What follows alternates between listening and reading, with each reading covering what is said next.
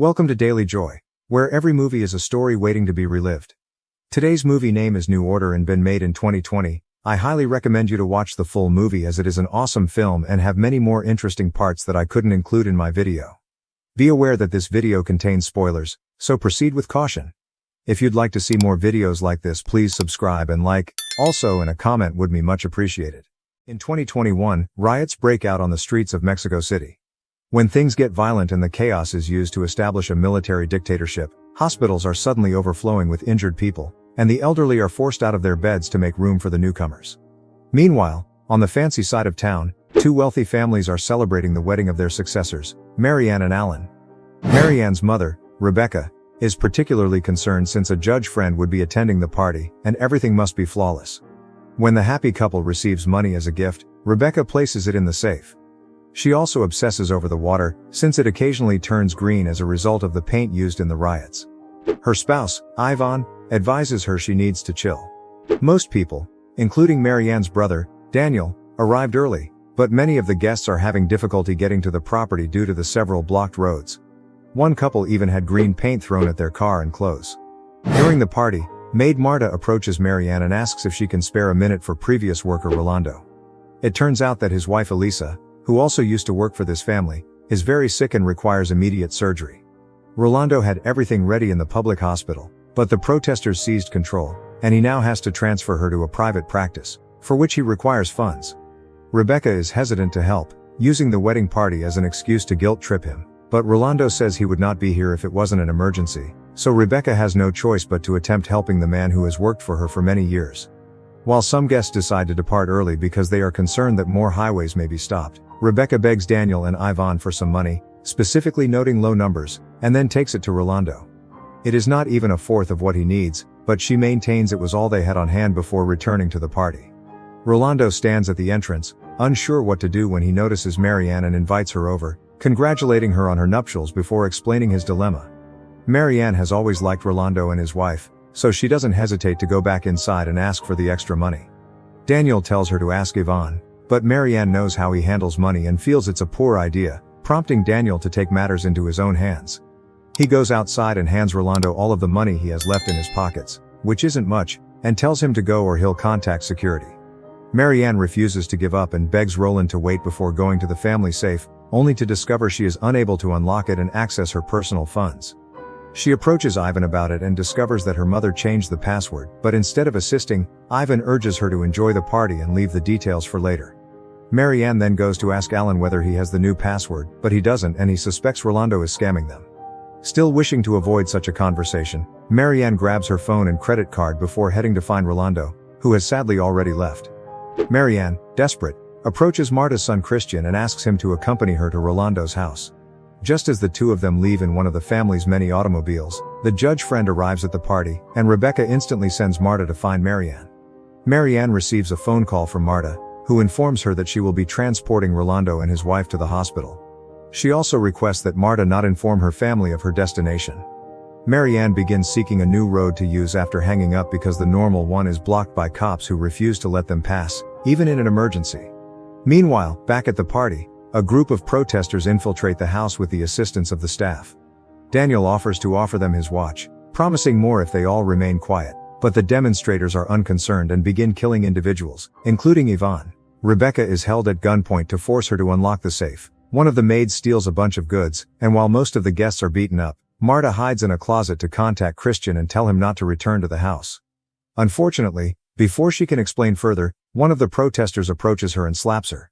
Guests are held against the wall and asked for their things, with some even being requested to transfer money using their phones.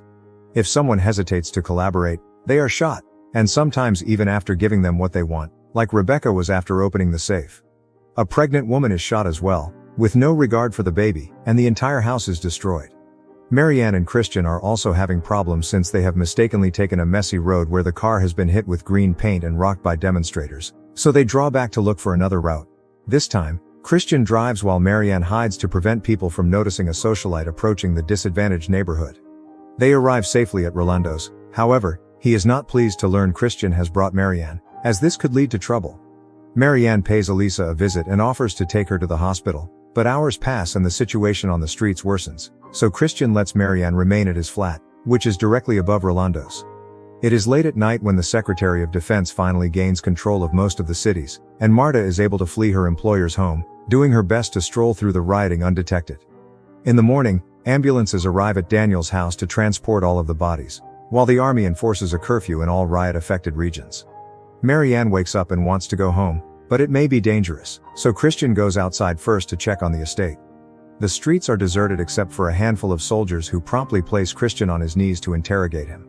When Christian admits he wants to help his boss, the soldiers force him to stay in his home while taking Marianne away, promising to carefully guide her home. Marianne is led into a vehicle and asked for her jewelry and phone, both of which are inoperable due to downed cables.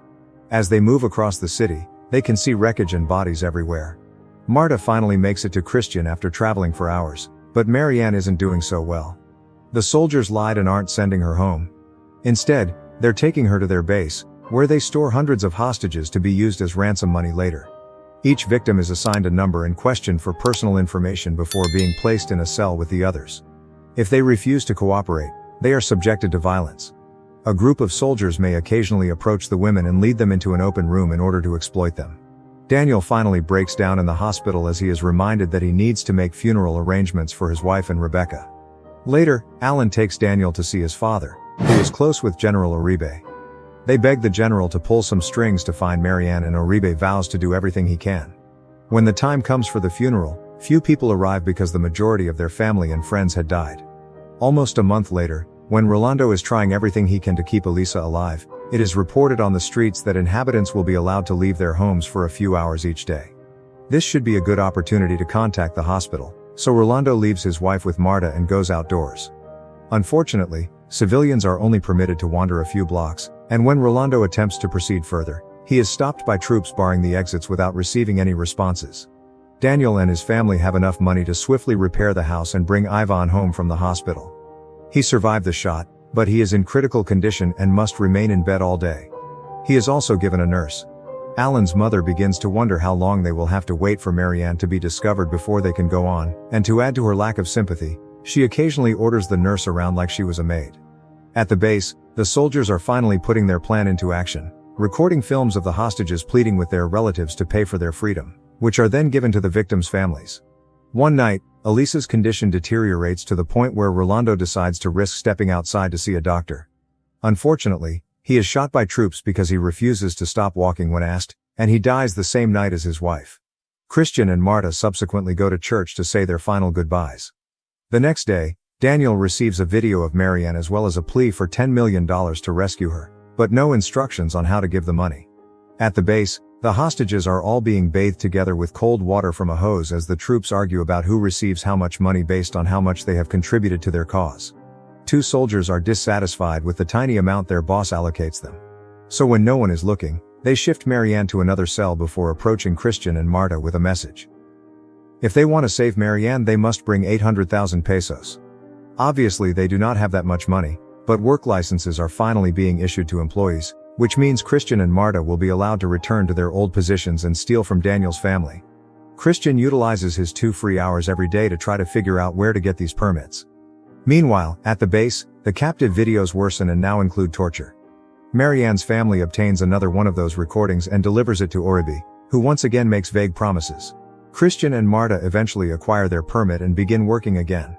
The process of leaving the house is really strict. Troops queue them up to check their licenses and ensure they are not carrying weapons, and then they are assigned to particular buses and vans that will transport them directly to work to avoid any possibility of anyone walking away. When they arrive at Marianne's house, Marta assists Alan's mother with the cleaning while Christian chats with Daniel alone to explain the problem. Daniel consults Ivan, who gives him permission to send the money. Meanwhile, inside the base, Marianne learns that a captive is taken outdoors because his ransom was paid, but he is eventually shot. Christian and Marta manage to return the money to their home without being discovered by concealing it under their garments, as the guards only check their luggage. Moments afterward, soldiers arrive to pick up the money, but they do not bring Marianne. Instead, they request $1 million to be picked up the next night. The next day, Christian and Marta tell Daniel what happened, and Daniel suspects they are part of the scheme. He phones the general to request assistance, and in the evening, Uribe and his men wait at Christian's house for the troops to arrive with the money. Marta, however, is captured alongside the soldiers. Now that Oribe knows where these men are from, he heads to the base to save Marianne. Once he goes without doing anything else, the other troops begin shooting and setting fire to all of the captives in order to flee the building before they are arrested as well. Instead of being escorted home, Marianne is taken to Christian's house, where both of them are shot on the spot. When Oribe summons Daniel to identify the body, he claims Christian murdered Marianne before taking his own life. Later, all the residents branded traitors, including Marta, are executed in a public ceremony, while Oribe and Alan's father sit happily in their seats. Hey everyone, thanks so much for watching this video. If you enjoyed it, don't forget to hit that like, share and subscribe button to my channel to see more videos like this.